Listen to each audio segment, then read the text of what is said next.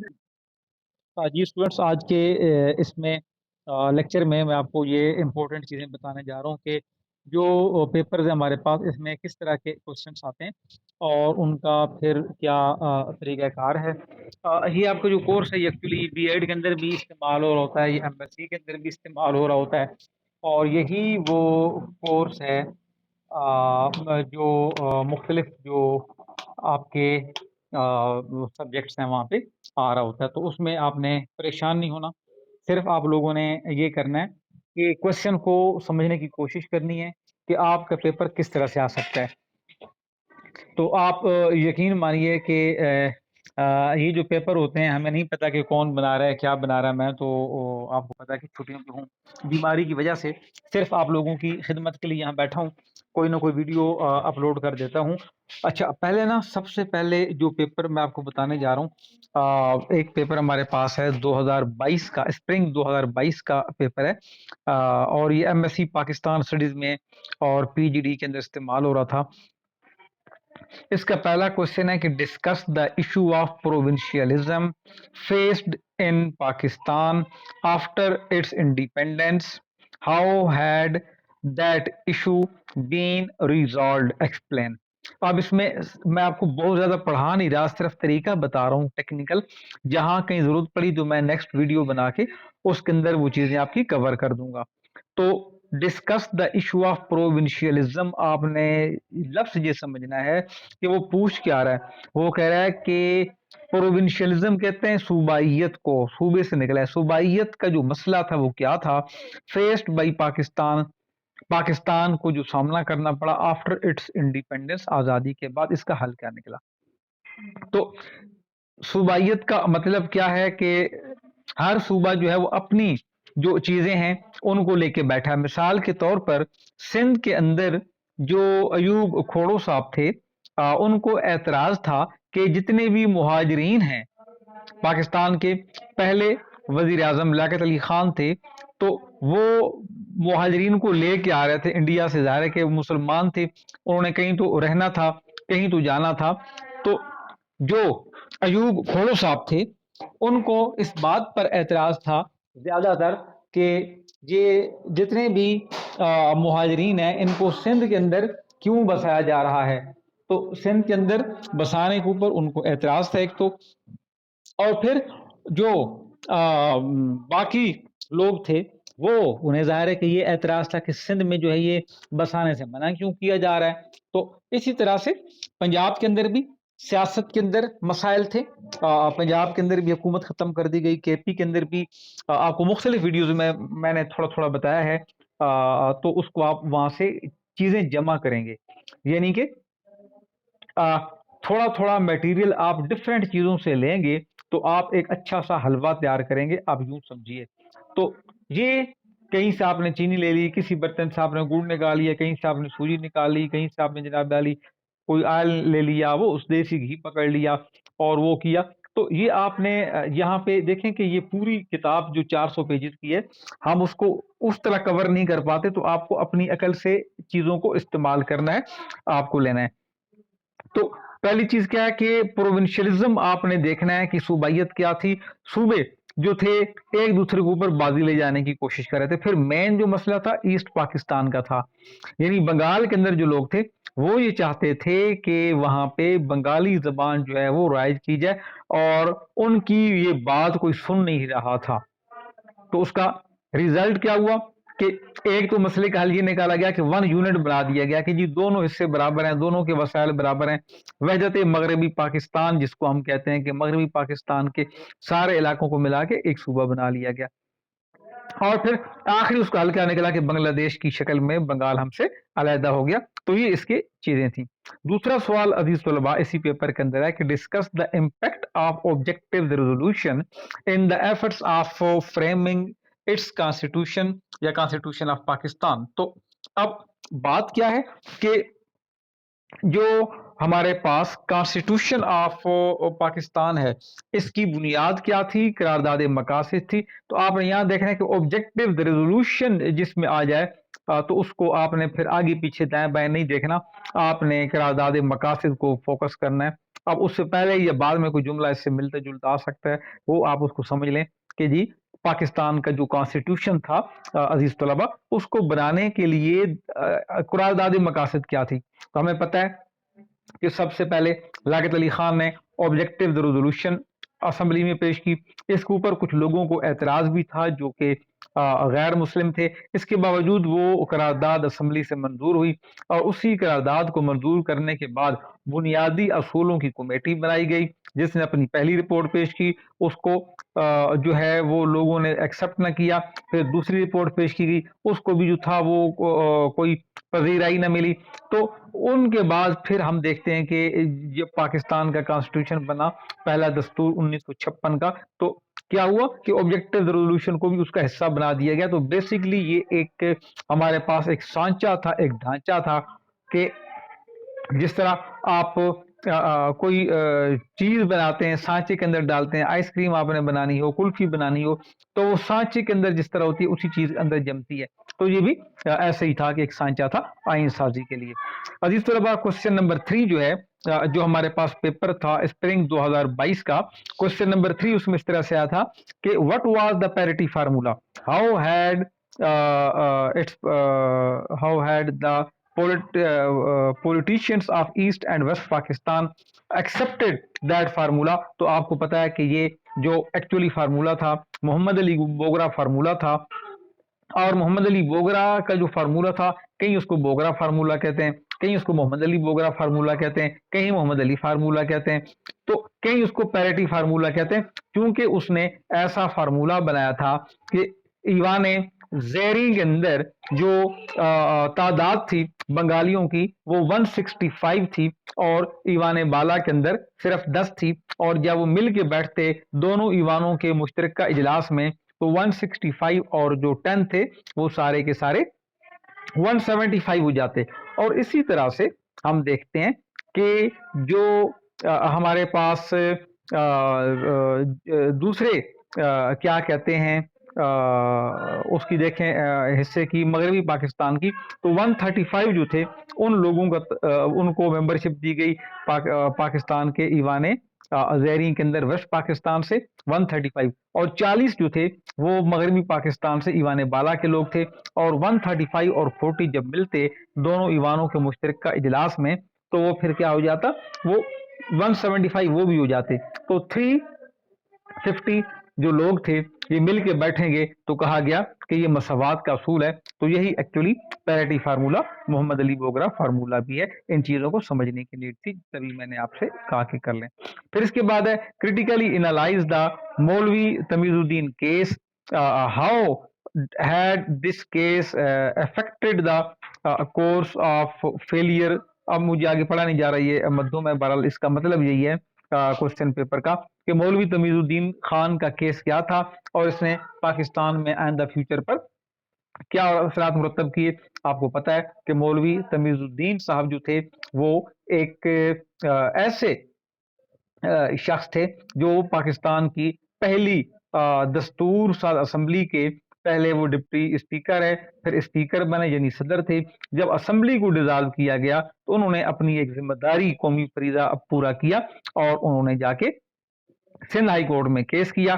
Sindh high court کا جو case تھا وہ کہاں چلا؟ سندھ ہائی کورٹ کا کیس اس زمانے میں اس کو سندھ چیف کورٹ کہا جاتا تھا، اور جب یہ کیس چلا تو اس سے مراد یہ ہوئی کہ وہ کیس جو تھا مولوی تمیز الدین کے حق میں فیصلہ ہوا. اس کیس کو گورنر جنرل نے اس فیصلے کو ایکسیپٹ نہیں کیا، اور اس نے راستہ پکڑا فیڈرل کورٹ کا، جہاں اس کی مرضی کا جج جسٹس منیر چیف جسٹس تھا. اب کہیں اگر آپ کا کوشچن آ جائے کہ فیڈرل کورٹ کا کردار کیا تھا، جہاں تو مولوی تمیز الدین ہے نا، اگر پوچھا جائے کہ what was the role of federal court in the case of مولوی تمیز الدین، تو اب جو میں آپ کو آگے والا حصہ بتا رہا ہوں یہ آپ نے لکھنا ہے. وہ کیا ہے کہ جی سندھ ہائی کورٹ کے اندر مولوی تمیز الدین نے کیس کیا، اس میں جو برطانوی جج تھا اس نے مولوی تمیز الدین کے حق میں فیصلہ دیا. اس کیس کو سپریم کورٹ کے اندر یا فیڈرل کورٹ کے اندر چیلنج کیا گیا حکومت کی جانب سے، اور حکومت نے پھر کیا کیا کہ اس کو وہ کر دیا اس کیس کو، مطلب کہ اپیل میں لے کے گئے، تو وہاں جسٹس منیر نے جو فیصلہ دیا وہ سندھ ہائی کورٹ کے خلاف، مولوی تمیز الدین کے خلاف اور گورنر جنرل کے حق میں تھا، اور جواز ہی بنایا گیا کہ جی پاکستان تو ابھی آزاد ہوا ہی نہیں صحیح معنوں میں، کیونکہ ہمارے پاس اپنا آئین ہی نہیں ہے۔ جب ہم انگریزوں کا آئین چلا رہے ہیں، ان کا گورنر جنرل ہے تو اس کے پاس وہی اختیارات ہیں جو لارڈ ماؤنٹ بیٹن کے پاس تھے، تو لہٰذا آپ گورنر جنرل کے اقدام کو غلط قرار نہیں دے سکتے۔ یہ جسٹس منیر کا ایک فیصلہ تھا۔ اس کے علاوہ ایک کوشچن نمبر 5 ہے، discuss in detail the role of Huseyn Shaheed Suhrawardy as prime minister of Pakistan. Huseyn Shaheed Suhrawardy Quaid Azam کے بڑے ایک اچھے باعتماد ساتھی تھے۔ جب پاکستان بنا 1947 میں تو انہیں کہا گیا کہ وہ انڈیا میں رکے، مغربی بنگال میں رکے، تاکہ جو ہندوستان کی تقسیم میں فسادات ہیں، جو لوٹ مار ہے کچھ، اس کو روکنے میں کردار ادا کریں۔ اور بعد میں یہ پاکستان کے وزیر اعظم بنے۔ ان کو پہلے تو آنے نہ دیا جاتا کہ آپ پاکستان آئے وہیں رہیں ایک سازشوں کے تحت، اور بالآخر جب آئے تو یہ بڑے قابل آدمی تھے، سید تھے، یہ سید حسین شہید سہروردی۔ لیکن ان کے ساتھ ایشو یہ تھا کہ آپ دیکھیں کہ ایک، میں آپ کو عام سے اس کے اوپر ڈیٹیل ویڈیو میں بنا دوں گا انشاءاللہ، لیکن یہاں آپ کو مختصراً میں اتنا بتاتا چلوں کہ یہ کہا یہ جاتا ہے کہ حسین شہید سہروردی کی مثال ایک ایسے کرکٹر کی تھی جو بہت اچھا کھیل سکتا تھا، لیکن ان کو کھیلنے کا موقع آخر میں دیا گیا۔ یعنی ایک اوپنر جو بندہ کرکٹ کی کر سکتا ہے اچھی اوپننگ، اس کو آپ بٹھائے رکھیں اور اس کو آپ 10ویں کھلاڑی کے طور پہ بھیجیں تو وہ بندہ پھر کیا کرے گا۔ ایسا ہی اس کے ساتھ ہوا، مختصراً آپ کو میں نے یہاں بتانا تھا، کیونکہ بیسکلی ہم کوشچن کو سمجھنے کی کوشش کریں۔ کوشچن نمبر 6 ہے کہ critically analyse economic policies of Ayub Khan regime کہتے ہیں عہد یا زمانے کو، کہ تجزیہ کریں اکنامک پالیسیز، معاشی پالیسیاں کیا تھیں ایوب دور میں، اور how did these policies created 22 rich families. آپ کو میں نے بتایا کہ ایوب خان جب آئے تو پاکستان کے اندر بڑا ایک انقلاب آیا، سبز انقلاب آیا، کسانوں کو قرضے دیے گئے، اور اس کے علاوہ آپ یہ دیکھتے ہیں کہ ملک کے اندر جو حالات تھے وہ بہت اچھے ہوئے۔ نہ صرف یہ کہ کسانوں کو بڑے اچھے پیمانے پر قرضے دیے گئے، بلکہ اس کے علاوہ ہم یہ بھی دیکھتے ہیں کہ ملک کے اندر جو بجلی تھی وہ دی گئی لوگوں کو، ٹیوب ویل جو تھے وہ لگا کے دیے گئے کسانوں کو، اور یہ سارے جو اقدامات تھے اس کا اثر پاکستان کی معیشت پر پڑا۔ جب کسانوں کے پاس اچھے پیسے آئے، انہوں نے اپنے بیوی بچوں کو اچھی شاپنگ کرائی، اور اس سے کیا ہوا کہ انڈسٹریز پر بھی فرق پڑا۔ کھیتوں کے اندر جب کیڑے مار دوائیاں ڈالی گئیں تو شہروں کے اندر جو فارماسیوٹیکلز کمپنیاں تھیں ان کی تعداد میں اضافہ ہوا۔ تو یہ سارا جو کام تھا اس کا بڑا بینیفٹ ہوا پاکستان کو۔ لیکن اس کے ساتھ ہی ہم دیکھتے ہیں کہ مغربی پاکستان میں تو بڑے پیمانے پر جو فائدے تھے وہ پہنچائے گئے لوگوں کو، لیکن ایسٹ پاکستان میں کوئی خاطر خواہ فائدہ نہ ہوا۔ اس کی ایک مثال میں آپ کو یوں دوں کہ پورے بنگال کے اندر صرف ایک ہی ایئرپورٹ تھا، ڈھاکہ ایئرپورٹ، اور ہمارے ہاں دونوں حصوں کے اندر جو فاصلہ تھا وہ زمینی راستہ ہی نہیں تھا، ایک ہوائی راستہ تھا، اور دوسرا ہمارے پاس جو راستہ تھا وہ سمندر کا راستہ تھا۔ اور جب بعد میں ہم دیکھتے ہیں کہ 1971 میں انڈیا نے پاکستان پر حملہ کیا، بنگال پر حملہ کیا، تو وہاں پہ انہوں نے ڈھاکہ ایئرپورٹ کو، اس کا جو رن وے تھا وہ تباہ کر دیا، اور پھر پاکستان کی جو عوام تھی یا جو فوج تھی وہاں پر بنگال میں اس کا رابطہ باقی ماندہ پاکستان سے کٹ گیا۔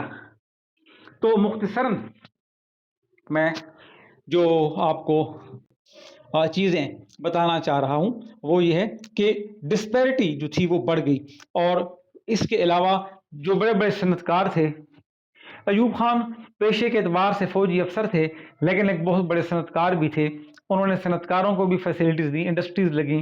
तो क्या हुआ कि जो बड़ा हिस्सा था दौलत का, जो हमारे माहिरीन कहते हैं, वो ये कहते हैं कि 22 बड़े खानदान थे जिनमें ये पूरी जो दौलत थी वो खर्च हुई, तकसीम हुई, और वो ताकत का मरकज बन गए मईशत के एतबार से। तो ये एक था। फिर इसके बाद क्वेश्चन नंबर 7 इसमें है कि discuss in detail the powers of president provided in the constitution of 1962। 1962 के दस्तूर में जो सदर था उनकी पावर या उनके इख्तियारात क्या थे उसको डिस्कस करें। And what are the checks available in the constitution on the power of presidents elaborate. और दूसरा ये कि जो सदर की इख्तियारात थे उसके ऊपर उनको नज़र रखने वाला कौन था। तो ये आपको मैं बताता चलूँ कि आम तौर पर हमारे मुल्क में पार्लिमानी निज़ाम ही नाफिज रहा है, और जब पार्लिमानी निज़ाम होता है तो उसके अंदर पार्लियामेंट होती है, वो खुद मुख्तार होती है, और वज़ीर आज़म उसका रूह रवां होता है। लेकिन ये निज़ाम जो था ये पूरा सदारती निज़ाम था, और उस वक्त पाकिस्तान में वज़ीर आज़म का ओहदा ही मौजूद नहीं था, सिर्फ एक सदर था जो आल इन आल था। जिस तरह बरतानिया का एक बादशाह होता है और वो अपनी मर्जी करता है, इसी तरह पाकिस्तान में सदर था, सदारती निज़ाम था, उसके ऊपर कोई चेक एंड बैलेंस करने वाला नहीं था। और मजे की बात ये कि कॉन्स्टिट्यूशन ऑफ पाकिस्तान उसने खुद बनाया था, अपने मुंतखब लोगों को रखा था, चुन चुन के रखा था, जिनसे अपनी मर्जी का दस्तूर बनवाया। इसकी वाज़ेह मिसाल, कुछ लोग ये कहते हैं कि अयूब खान की क्या मर्जी थी, ये तो कॉन्स्टिट्यूशन था और कॉन्स्टिट्यूशनल कमीशन था। लेकिन इसका अंदाज़ा आप इस बात से लगा सकते हैं कि बाद में अयूब खान ने कहा था, जब मोहतरमा फातिमा जनाब उनके मुकाबले में इलेक्शन में आई तो इन्होंने कहा था अयूब खान ने कि अगर मुझे पता होता कि फातिमा जना इलेक्शन में आएंगी और बाकी सियासतदानों का साथ देंगी तो मैं दस्तूर में ये बात भी लिखवा देता कि कोई खातून जो है वो पाकिस्तान में सदारती इंतखाबात नहीं लड़ सकती। तो इससे आप अंदाज़ा लगा सकते हैं कि अयूब खान साहब जो थे वो कितने उन्होंने अपनी जो इख्तियारात थे उनको इस्तेमाल की, और ये पावरफुल आइन था। फिर सवाल नंबर 8 है कि what was Mujib 6 point formula. Mujibur Rahman का 6 नुकाती फार्मूला क्या था। And why had the 6 points of Mujib been misunderstood and misinterpreted by West Pakistan politician. Explain with arguments. तो अब इसमें क्या है कि शेख मुजीबुर रहमान एक लीडर थे, बंगाल से उनका ताल्लुक था, और उन्होंने अपने 6 अहम नुकात पेश किए। जिस तरह का आज़म के 14 नुकात थे, उलमा कराम के 22 नुकात थे, इसी तरह शेख मुजीब के 6 नुकात भी बड़ी अहमियत के हामिल थे।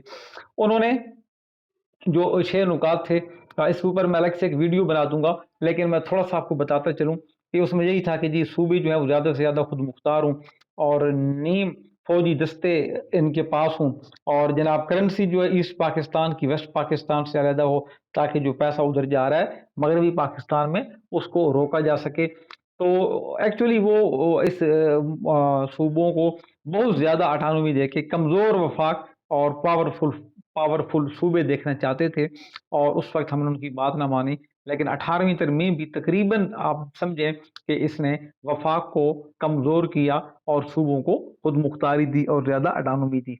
तो ये जो शेख मुजीब के पॉइंट्स थे उनको यहाँ पे जो है वो मिसअंडरस्टैंड किया गया, मिस इंटरप्रेट किया गया कि जी वो मुल्क तोड़ना चाहता है, वो ये करना चाहता है। हालांकि उसका जो अलग करेंसी का था वो इसलिए कि उसके वहाँ पे जूट की जो थी वो फसल उगती थी, और कराची में जूट की मिल जो थी वो बहुत बड़े पैमाने पर लगाई गई, तो वहाँ से जूट यहाँ आती। और ये जनाब वाली जो जूट कहते हैं इसको, पटसन को, जिसकी वो गंदम की बोरियां बनती हैं, खाकी रंग की, और रस्सियाँ बनती हैं, तो ये एक्सपोर्ट भी की जाती थी। लेकिन उसका पैसा उन लोगों को कम मिलता था, उगाते वो लोग थे। तो उसके ऊपर शेख मुजीबुर रहमान ने कहा था कि हमारा जो पैसा है वो मगरबी हिस्से पर खर्च हो रहा है। और उसका एक बड़ा तारीखी जुमला था कि मुझे कराची की सड़कों से पटसन की बू आती है। आई स्मेल द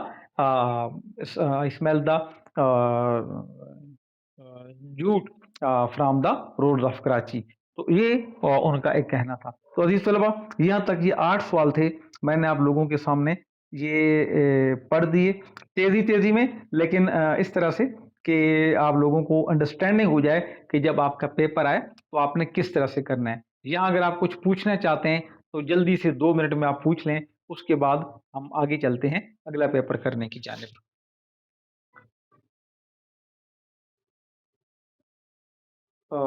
چلیں جی، اس کے بعد اوکے، ٹھیک ہے. نیکسٹ میں 1 منٹ پیپر نکالوں اور لیپ ٹاپ سے. تو دوسرا جو ہمارے پاس پیپر ہے، یہ اسپرنگ 2019 کا پیپر ہے. میں اس کو بھی تھوڑا سا ڈسکس کرنا چاہ رہا ہوں آپ کے سامنے کہ یہ بھی M S C Pakistan studies کا ہے، یہ بی ایس کا نہیں ہے. میں آپ کی کلاس کے پیپر بھی آپ کو نہیں بتا رہا، میں تو آپ کا وہ syllabus out line, course out line کو کور کر رہا ہوں تاکہ آپ لوگوں کو اندازہ ہو جائے کہ آپ لوگ جب تیاری کرتے ہیں یا پیپر آتا ہے تو آپ کو کس طرح سے کرنا ہے. اب دیکھیں، پہلا کوشچن اس کا یہ ہے کہ after the decision of adoption of Urdu as national language and ignoring Bengali, what was the argument of East Pakistani leadership in favor of Bengali to be adopted as national language as well? Critically analyze the argument presented in favor of Bengali as national language. اب اس میں دیکھیے کہ اتنا بڑا question ہے، یہ پورا paragraph ہے، یہ تو ٹائپ کیا ہوا میرے سامنے. جب آپ اس کو پیپر پہ لکھیں گے تو یہ آپ کا آدھا پیج کور کر جائے گا. تو یہ سوال بہت بڑا ہے، جواب اس کا سمپل سے اتنا سا بنتا ہے. سوال یہ پوچھتے ہیں کہ آفٹر دا ڈیسیژن، فیصلہ آف اڈاپشن، جب یہ فیصلہ کر لیا گیا کہ اردو اڈاپٹ کی جائے گی نیشنل لینگویج کے طور پر اور بنگالی کو اگنور کیا گیا، تو اس کا بنگال کی لیڈرشپ کی جانب سے کیا آرگومنٹ آیا. آرگومنٹ کہتے ہیں ان کی جو اب اس کو میں اردو میں ٹرانسلیٹ نہیں کر پا رہا، ہمارا ان کا کیا وہ جواز آیا یا کیا ان کے حق میں دلال، ہاں کیا ان کی جانب سے دلیل تھی. تو اور پھر کہ جو پاکستان، ایسٹ پاکستان کے لوگ تھے، انہوں نے بنگالی زبان کو اڈاپٹ کرنے کے حق میں کیا کہا، نیشنل لینگویج کی اس کو بنایا جائے. تو آپ کو پتا ہے کہ بنگال کے لوگوں کا موقف تھا کہ ہماری آبادی کوئی 54% کے قریب ہے یا 55% کے قریب ہے، اور جو باقی جتنے بھی لوگ ہیں ان سب کی آبادی جو 46-45% ہے، تو ہماری بڑے طبقے کی زبان جو ہے بنگالی ہے. تو اس لیے بنگالی کو نیشنل لینگویج بنایا جائے. جبکہ قائد اعظم کا اور دیگر رہنماؤں کا یہ کہنا تھا، جس میں خواجہ ناظم الدین اور لیاقت علی خان کی بھی یہی رائے تھی کہ جو اردو ہے وہ کسی ایک قبیلے کی، کسی ایک قوم کی زبان نہیں، پنجاب کے لوگوں کی نہیں، سندھیوں کی نہیں، بنگالیوں کی نہیں، لیکن چونکہ پاکستان ایک کثیر الزبان، کثیر اللسان، یعنی کہ زیادہ زبانیں بولنے والا، زیادہ کلچر رکھنے والا ملک ہے، لہذا ہم ایک ایسی زبان کا انتخاب کریں جو کہ کمپلیٹلی جو ہے اس کے اوپر ایسی زبان ہو جو کمپلیٹلی چاروں صوبوں کا احاطہ کرے، پنجاب، سندھ، سرحد اور ایسٹ بنگال کا. لیکن بنگالی اس بات پہ بضد تھے کہ بھائی اگر ایک فارم آپ ایک سائڈ پہ اردو پہ چھاپتے ہیں تو دوسری سائڈ پہ بنگالی میں چھاپ دیں تو اس میں کیا حرج ہے. تو یہ اس کو آپ نے اس طرح سے بیان کرنا ہے. دوسرا ہے کوشچن نمبر 2 اس کا 2019 کا جو پیپر ہے وہ اس طرح سے آیا تھا کہ discuss in detail Bogra formula and how had the politician of east and west Pakistan received it. کے بوگرا فارمولا کیا تھا. اس سے پہلے ہم نے دیکھا کہ کوشچن میں 2022 میں پیرٹی فارمولا آیا تھا اور یہاں بوگرا فارمولا ہے، تو دونوں کے جواب ایک ہی ہے کہ ایسٹ پاکستان اور ویسٹ پاکستان کے لوگوں نے کیا رد عمل کیا. تو دونوں ملکوں کے دونوں جو صوبے تھے ان کے جو یہ لوگ تھے انہوں نے اس کو ایکسپٹ کیا اور بڑی خوش دلی سے، اگرچہ کچھ لوگوں کے خدشات بھی تھے، لیکن انہوں نے کہا کہ چلیں جی دونوں بھائی ہیں، ایک چھوٹا بھائی ہے ایک بڑا بھائی ہے، تو اگر ان کے درمیان کوئی مفاہمت ہو جائے تو یہ ایک ایسا فارمولا تھا جس کو تمام لوگوں نے قبول کیا ان حالات میں. کوشچن نمبر 3 اب آپ دیکھیں، why had the first constituent assembly dissolved, کہ پہلی دستور سر اسمبلی کیوں ڈیزالو کی گئی، تحلیل کی گئی. Do you agree with the reasons, کیا اب ان रीजन से, उन वजूहात से मुत्तफिक हैं, put fourth for its dissolution, जो कि इसको डिसॉल्व करने के लिए बयान की गई, क्रिटिकली एनालाइज विद आर्गूमेंट्स के, अपने शवाहिद के साथ या अपने दलाल के साथ बताएं कि क्या ये बात ठीक थी या गलत थी। तो अब आपके पास दोनों ऑप्शन है। ये जो असेंबली आप अपनी मर्जी से लिखेंगे कि गवर्नर जनरल गुलाम मोहम्मद ने जो फैसला किया वो ठीक था या गलत था, हाई कोर्ट ने उसके फैसले को ठीक करार दिया था, सुप्रीम कोर्ट ने उसके फैसले को गलत करार दिया था। आप क्या कहते हैं? आपकी अपनी राय है, जो आपका दिल करे आप लिखें, आपको हमने पढ़ा दिया है, आगे अब आपकी मर्जी है। ठीक है जी। क्वेश्चन नंबर 4 इसमें है कि Chaudhry Mohammad Ali had vast experience of administration. How had he utilized his vast experience to be an effective prime minister of Pakistan? Explain in detail. तो ये तो बात ठीक है कि चौधरी मोहम्मद अली जो है, या ये बात भी की, याद रखिए कि मोहम्मद अली तीन थे। एक था सॉरी, ये दो थे। एक था मोहम्मद अली बोगरा और दूसरा है चौधरी मोहम्मद अली। तो मोहम्मद अली दोनों सेम है, पहले बोगरा साहब आए, फिर मोहम्मद अली चौधरी साहब आए, चौधरी मोहम्मद अली साहब आए। तो ये दो थे। तो जो पहले थे वो मोहम्मद अली बोगरा थे, दूसरे मोहम्मद अली जो थे ये चौधरी साहब थे। इन्होंने, इनके पास एक्सपीरियंस अच्छा था और इन्होंने जो है वो पूरे जो दस्तूर साज असेंबली थी, दूसरी दस्तूर साज असेंबली, उसमें बतौर वज़ीर आज़म इन्होंने तमाम असेंबली के अरकान को राज़ी किया और मुल्क को जैसे भी था एक दस्तूर बना के दिया, जो अब से पहले नहीं बन सका था। इसके ऊपर अलग से भी एक वीडियो अगर मुझे टाइम मिला तो मैं इंशाल्लाह अपलोड कर दूंगा बना के, बेशक वो 15 मिनट की हो या 20 मिनट की, लेकिन कर दूंगा। अच्छा, फिर इसके बाद हम बात करते हैं नेक्स्ट क्वेश्चन की। उसमें ये बताया गया अजीज तलबा कि critically analyse the Islamic provisions of the constitution of 1956। 1956 के दस्तूर में इस्लामी दफात या इस्लामी प्रोविजंस कौन सी थी? Had these provisions insured freedom of religion for all. तो अब आप देखें कि जो इस्लामिक प्रोविजंस हैं पाकिस्तान के 1956 के दस्तूर में, उनके मुताबिक पाकिस्तान को इस्लामी जमहूरिया पाकिस्तान कहा गया। ठीक है, कि इस्लामी मुमलिकत होगी, तो नाम से इस्लामी था लेकिन साथ जमहूरिया भी था। इसके अलावा कहा गया कि ये जो कॉन्स्टिट्यूशन है, इसके अंदर इसके मुताबिक जो मुल्क का सदर है वो लाजमी तौर पर मुसलमान होगा। तो अब आप ये देखें कि किसी मुल्क का सदर, इससे पहले जब बुनियादी असूलों की कमेटी बनाई गई और उसने ये भी तजवीज़ किया था कि मुल्क के लिए सदर का मुसलमान होना ज़रूरी है, तो उस वक्त लोगों ने कहा था कि ये जो आप 85% आबादी मुसलमानों की है, तो वो 15% हिंदुओं से खौफजदा क्यों हैं कि वो उन हिंदुओं में से किसी को सदर बनना नहीं देखना चाहते। तो रिलीजियस फ्रीडम लिखने की हद तक ज़रूर थी।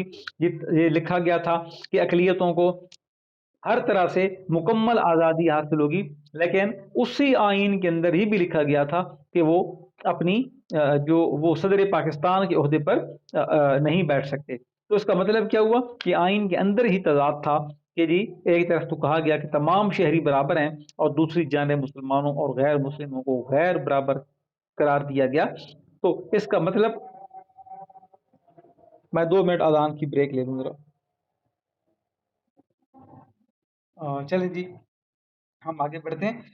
सवाल नंबर इसका जो 6 है, उसमें ये पूछा गया है कि make a critical analysis of, 1 minute अज़ान हो रही है, मैं दोबारा ज़रा हम बात कर रहे थे कि question number 6, make a critical analysis of political policies of martial law regime of 1958। 1958 में जो मार्शल लॉ का दौर था उसकी सियासी पॉलिसियां क्या थी? Why had the political policies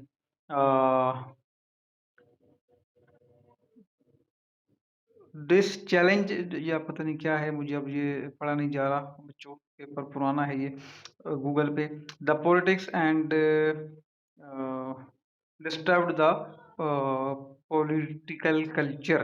तो इसमें ये है कि पूछा ये जा रहा है कि आप बताएं कि उस वक्त जो सियासी कार्रवाइयाँ थीं, उनके नतीजे में पाकिस्तान का पॉलिटिकल कल्चर किस तरह मुतासिर हुआ। तो आपको पता है कि 1958 का मार्शल लॉ किसने लगाया? अयूब खान ने। जब अयूब खान ने मार्शल लॉ लगाया तो अयूब खान के दौर के ऊपर सारी बात है।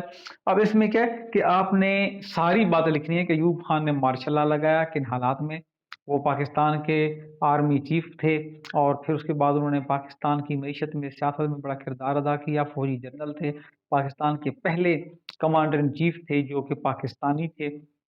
इससे पहले 2 कमांडर इन चीफ अंग्रेज थे। 1951 में ये पूरी वीडियो आपको मैं रिकॉर्ड करके दे चुका हूँ। लेकिन उसके ऊपर जो मुआशी पॉलिसी है उनके ऊपर आपने फोकस करना है कि जी उन्होंने सॉरी सियासी जो पॉलिसियाँ हैं कि उन्होंने एब्डो का एक्ट लेके आया, इलेक्टिव बॉडीज डिस्क्वालिफिकेशन ऑर्डर, और उसके नतीजे में 6000 सियासतदानों को, जिनमें से तकरीबन आधे ईस्ट पाकिस्तान और आधे वेस्ट पाकिस्तान से थे, उनको नाअहल करार दे दिया गया। और 75 अहम सियासतदान, जिनमें हुसैन शहीद सोहरवर्दी भी थे। ठीक है, तो आप बाद में लिख सकते हैं, जो सोहरवर्दी का क्वेश्चन आ जाए तो उसमें भी लिख सकते हैं कि सोहरवर्दी वजीर आजम थे, इनको घर भेजा गया, बाद में अयूब खान के ज़माने में उनको गद्दार करार दिया गया। तो ये जो सिलसिला था पाकिस्तान के अंदर लोगों को, और अयूब खान के ज़माने में जो फजल हक थे, के फजल हक, जिनका पूरा नाम अबुल कासिम फजल हक था, जो शेर बंगाल थे, जिन्होंने करारदाद लाहौर मंजूर करवाई या पेश की 23 मार्च 1940 को, उसको भी गद्दारी के इल्ज़ामात का सामना करना पड़ा। तो ये जो मसाइल थे, पॉलिटिकल जो थी, जिसे आप कहते हैं कि ग्रोथ नहीं हुई, इंतकामी कार्रवाइयों का निशाना बनाया गया। उस ज़माने में तमाम सियासतदानों को, अयूब खान एक फौजी थे, और वो उन्होंने शुरू में ये कहा था कि पाकिस्तानी कौम इस लायक नहीं है कि उनको जमहूरी हुकूमत जो है वो दी जाए। लेकिन ये मुख्तलिफ राइटर्स ने मुख्तलिफ लिखा है, लेकिन लॉरेंस ज़ारिंग जो है वो काफ़ी हद तक अयूब खान को मुख्तलिफ जगहों पर सपोर्ट कर रहा होता है। जबकि खालिद बिन सईद की एक किताब है पाकिस्तान द फॉर्मेटिव फेज, यानी पाकिस्तान का इब्तदाई अहद, उसमें लिखते हैं कि अयूब खान शुरू में कोई इतना उनको इंटरेस्ट नहीं था पावर में, लेकिन जब एक दफ़ा वो सदर बन गए तो पावर एक ऐसी चीज़ है कि जिसको चस्का लग जाए वो फिर उस पावर से दूर नहीं होता, पावर को खुद से दूर नहीं करता। अयूब खान जब एक दफ़ा पाकिस्तान के सदर बन गए, उनको ताकत का नशा लग गया। अब उनको इस पावर से महरूम करना मुश्किल काम था। इसके साथ आप देखें कि इसी पेपर के अंदर 2022 वाले में 7वां क्वेश्चन है कि इकोनॉमिस्ट बिलीव्ड, कि जो माहिरीन मुआशात हैं उनको यकीन था दैट ड्यूरिंग 1960s, कि 1960 की दहाई में वेल्थ गेट कंसंट्रेटेड, कि दौलत इकट्ठी हो गई in the hands of only 22 family, सिर्फ 22 खानदानों में। What were the policies that required in such concentration of wealth, की क्या वजह थी, डिस्कस करें डिटेल से कि 22 खानदानों के पास दौलत जमा क्यों हुई। तो उसकी बुनियादी वजह यही थी कि सरमायाकार जो थे उनको रोग में इंडस्ट्रीज लगाने का, इंडस्ट्रीज लगी तो उसमें, इसी तरह एग्रीकल्चर के अंदर जो बड़े ख़ानदान थे उनको ज़्यादा फ़ायदा मिला, और जो ईस्ट पाकिस्तान के लोग थे वो वैसे ही महरूम थे। तो इस वजह से ये जो दौलत थी ये मुंतशिर ना हो सकी और इकट्ठी हो गई। फिर उस ज़माने में कोई पार्लियामेंट नहीं थी, एक फ़र्द वाहिद की पॉलिसियाँ थी। तो जो बड़े-बड़े सरमायादार होते हैं वो फिर एक-दूसरे को सपोर्ट कर रहे होते हैं। 8वां और आखिरी क्वेश्चन है तलबा, कि make a critical analysis of legal framework order, इसको एलएफओ कहते हैं, legal framework order 1970 introduced by Yahya Khan. Yahya Khan ने जो लीगल फ्रेमवर्क ऑर्डर जारी किया उसके बारे में आप बताइए। How had the this LFO created difficulties for the क्या है ये impositive political representation, perspective political क्या है रिप्रेजेंटेटिव्स। तो कि 1970 का जो लीगल फ्रेमवर्क आर्डर था, एक्चुअली ये लीगल फ्रेमवर्क आर्डर एक कानून था, एक आइन था, आर्जी आइन आप समझ लें। और उसकी वजह ये थी कि पाकिस्तान में 1956 का दस्तूर जो था वो 1958 में तोड़ दिया गया। सिकंदर मिर्जा ने मार्शल लॉ लगा के इक़्तिदार अयूब खान के हवाले किया, और आज अयूब खान ने अपना ही बनाया है वो 1962 का आइन तोड़ा 1969 में, और इक़्तिदार जो था वो जनरल याह्या खान के हवाले किया। तो मार्च 1970 को लीगल फ्रेमवर्क आर्डर जारी किया। एक असूल था कि जी कि ये जो आगे इलेक्शन होंगे उन वो किस तरह से होंगे उसमें, और वो कानून क्या कैसे बनेगा, दस्तूर कैसे बनेगा। तो याह्या खान ने कहा कि कि अब अगले कुछ अरसे में इंतखाबात होंगे पाकिस्तान में। तो 1970 में इंतखाबात होने थे शुरू में, लेकिन ये बहुत दिसंबर में जाके कहीं हुए क्योंकि मशरकी पाकिस्तान में सैलाब आ गया था। तो बहरहाल 1970 की इलेक्शन थे ये। तो उस लीगल फ्रेमवर्क आर्डर में याह्या खान ने ये कहा था, इसके ऊपर मैं अलग से वीडियो भी बना रहा हूँ, लेकिन ये यहाँ थोड़ा सा आपको बता दूँ कि लीगल फ्रेमवर्क आर्डर जो है वो याह्या खान ने जारी किया, और उसका जो बुनियादी मकसद था वो ये था कि, और उसके जो पॉइंट्स थे वो ये थे कि बुनियादी मकसद तो ये था कि आइंदा के लिए लाहेअमल कवानीन या असूल मुरतब करना था। और इसके जो पॉइंट्स थे वो ये थे कि आइंदा जो इलेक्शन होंगे वो बालिग राय दही की बुनियाद पर होंगे। इससे पहले पाकिस्तान में आम इंतखाबात नहीं थे, तो कहा गया कि पूरे मुल्क में आम इंतखाबात होंगे, और हर शख्स जो वोटर होगा, जिसका नाम लिखा होगा वोटर की लिस्ट में, 18 साल से ऊपर जो बालिग है वो वोट देगा। फिर कहा गया कि ये जो असेंबली होगी ये दस्तूर साज असेंबली होगी। जब आप कहते हैं ना कि कानून साज, तो आम असेंबलियां जो हमारे पास हैं ये कानून साज हैं, लेकिन ये बात पहले तय कर दी गई असेंबली से पहले, इलेक्शन से पहले, कि ये असेंबली मुल्क का दस्तूर बनाएगी और दस्तूर साज असेंबली होगी। और कहा गया कि अगर ये दस्तूर साज असेंबली इलेक्शन मुंतखब होने के बाद जब अपना पहला इजलास बुलाएगी तो इसका वो टाइम शुरू हो जाएगा। पहला इजलास बुलाने के बाद इसकी गिनती शुरू हो जाएगी, और इसके पास 120 दिन का टाइम होगा कि 4 माह के अंदर, 120 दिन के अंदर ये असेंबली दस्तूर बनाएगी। अगर ये असेंबली मुल्क का दस्तूर ना बना सकी तो क्या होगा, ये असेंबली अज खुद अपनी हैसियत खो बैठेगी, खत्म हो जाएगी। लेकिन इलेक्शन के बाद इस असेंबली का कभी इजलास मुनक्किद ही नहीं होने दिया गया, चूँकि उसके रिज़ल्ट्स ऐसे थे। अच्छा, फिर हम रिज़ल्ट्स की, अच्छा, इसके बाद याह्या खान ने ये भी कहा था कि बलूचिस्तान 1 यूनिट को तोड़ दिया, जो 1954 में बना था 1 यूनिट, उसको तोड़ दिया, और पाकिस्तान के दोबारा 4 सूबे बहाल कर दिए गए। एक सूबा बंगाल, सिंध, सरहद, पंजाब, और साथ एक 5वां सूबा जो बलूचिस्तान था, उस टाइम पे सूबा नहीं बना था। 1970 में बलूचिस्तान को सूबे का दर्जा दिया गया। याह्या खान के ज़माने में। तो ये जो सिलसिला था, ये भी इसमें 1 यूनिट ख़त्म करके बलूचिस्तान को सूबा बनाने का ऐलान किया, और ये भी कहा कि जो अगली असेंबली होगी, दस्तूर साज़ असेंबली, ये सादा अक्सरियत से अपना दस्तूर बनाएगी। यही याह्या खान की सबसे बड़ी गलती थी। वो एक बड़ा अच्छा सिपाही था, एक अच्छा सोल्जर था, मुल्क का एक अच्छा आर्मी चीफ था। उसके ऊपर कोई करप्शन का इल्ज़ाम नहीं लगा अज़ीज़ तलबा। ये अलग बात कि जनरल रानी जो थी उसकी माशूका, उसके चर्चे बड़े मशहूर हैं। अखलाकी तौर पर वो बड़ा करप्ट आदमी था, और बड़ी-बड़ी फ़िल्मों की हीरोइनें और सारी शराब पीती थीं और उसके साथ वो पूरी रात गुज़ारती थीं। उसमें कोई शक नहीं। लेकिन और इसके बारे में वो जो कुदरतुल्लाह शाह हैं और बाकी लोग वो खुल्लम-खुल्ला सारा लिखते हैं कि ये अ एक होता है ना कि ढके-छुपे को बंदा गंदा काम करता है, ये सबके सामने करता था, कोई वो ऐसा नहीं था। लेकिन बहरहाल इस माली तौर पर ये बंदा करप्ट नहीं था, सियासी तौर पर ये बंदा करप्ट नहीं था। इसके ऊपर कोई चोरी का, कोई डकैती का, कोई मुल्क लूटने का इल्ज़ाम नहीं लगा, और ये जब बंदा फ़ौत हुआ तो थोड़े से पैसे थे अकाउंट में। तो ये कोई उस तरह का लुटेरा नहीं था, बाकी उसका वो शौक था औरतों के साथ, वो उसका अपना एक ज़ाती मसला और अल्लाह का मसला है।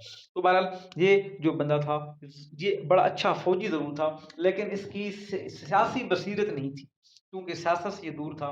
इसका ये ख़्याल था कि तमाम जो वोट हैं ये पार्टियों में तक़सीम हो जाएँगे, और कुछ पार्टियाँ थोड़ी-सी होंगी, वो थोड़े-थोड़े वोट लेंगी और मिल के कमज़ोर सी हुकूमत बनाएँगी, और मैं सदर बन जाऊँगा और सदर रहूँगा, और जो चीफ मार्शल एडमिनिस्ट्रेटर था تو میں صدر بن کے پوری اوپر انجوائے کروں گا اور یہ دستور بنائیں گی تو میں ان کی ہیلپ کروں گا. لیکن اس کی سیاسی بصیرت ایسی الٹی نکلی کہ بنگال کی جو 169 شاید نشستیں تھیں ان میں سے وہ ساری کی ساری شیخ مجیب الرحمان جو تھا وہ جیت گیا. یعنی کہ پوری کی پوری وہ 2 امیدوار تھے آزاد وہ بھی اس کے ساتھ مل گئے. اور بھٹو جو تھا یا دوسری پارٹیاں ایسٹ پاکستان سے کوئی ایک سیٹ نہ جیت سکیں، جبکہ شیخ مجیب الرحمان کی ساری سیٹیں ایسٹ پاکستان سے تھیں، ویسٹ پاکستان سے کوئی سیٹ نہ تھی. آپ دیکھیں کہ ہندوستان کے اندر پہلے عام انتخابات ہوئے تھے 1945-1946 میں، یہ پہلے عام انتخابات تھے اور ان کی بنیاد پر ہندوستان تقسیم ہوا، جبکہ 1970 کے انتخابات نے ایسٹ پاکستان اور ویسٹ پاکستان کے لوگوں کی راہیں جدا کر دیں. اب دنیا کے اندر کہیں بھی نہیں ہوتا کہ سادہ اکثریت سے 50% اکثریت سے دستور بنایا جائے، لیکن یحییٰ خان یہ چاہتے تھے کہ دستور بن جائے اور جو حالات ہیں وہ ملک کے اچھے ہو جائیں اور دنیا جو ہے وہ پاکستان کو کہیں پریشان ہوتے نہ دیکھے. تو یحییٰ خان نے یہ اپنی طرف سے بڑی اچھی ایک کوشش کی تھی، لیکن اس کی کوشش یہ کامیاب نہ ہو سکی. اس کی بنیادی وجہ یہی تھی کہ وہ سیاسی بصیرت نہیں رکھتے تھے. ان کا خیال تھا کہ یہ سارے لوگ بیچارے بیٹھے رہیں گے اور ان میں سے کوئی کہ سادہ اکثریت ہوگی تو 50% لوگ مل کے دستور بنا لیں گے، تو 2/3 نمائندگی ہونی چاہیے تھی. لیکن یہ پہلی دفعہ پاکستان کی تاریخ اور آخری دفعہ یہ LFO کے ذریعے یہ حکم نامہ جاری کیا گیا. اور جب سیٹوں کی باری آئی تو ایسٹ پاکستان کے لوگوں کی سیٹیں بہت زیادہ تھیں.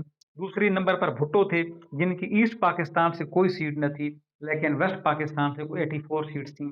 84 سیٹس اور 167 یا 169 سیٹس بڑا فرق ہوتا ہے ان میں. تو لیکن بھٹو نے کہا کہ وزیر اعظم میں بنوں گا، کچھ بھی ہو وزیر اعظم میں بنوں گا. تو شیخ مجیب نے کہا کہ بھائی ایسے کیسے ہو سکتا ہے؟ تو بھٹو نے کہا کہ ادھر ہم ادھر تم.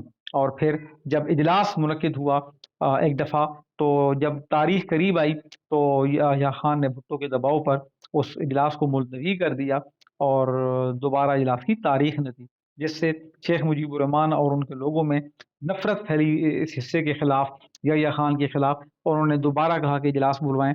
تو پھر اس نے کہا کہ اجلاس ادھر بلایا جائے گا ڈھاکہ میں. تو بھٹو نے کہا کہ جو اسمبلی کے اجلاس میں جائے گا، ان کے بھٹو کے الفاظ ہے کہ I will break his legs into pieces, کہ میں اس کی ٹانگوں کے توڑ کے ٹکڑے کر دوں گا. تو کوئی جانے کو تیار نہیں تھا.